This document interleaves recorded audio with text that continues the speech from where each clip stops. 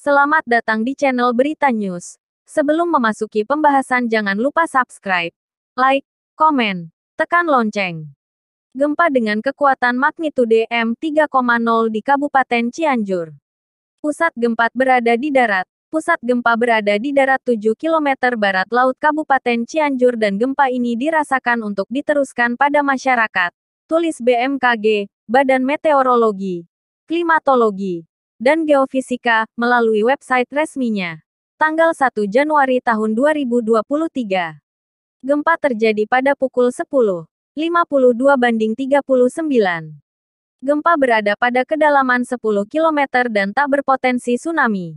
Sementara itu, titik koordinat gempa berada pada 6.79 LS Lintang Selatan, dan 107.08 BT, Bujur Timur.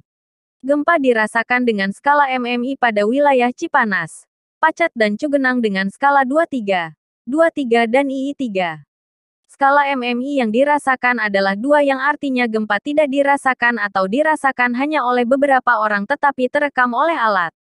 Badan Meteorologi, Klimatologi dan Geofisika, BMKG, mencatat dalam sepekan terakhir di wilayah Indonesia terjadi aktivitas gempa signifikan dan dirasakan masyarakat sebanyak 14 kali dalam berbagai variasi magnitudo dan kedalaman.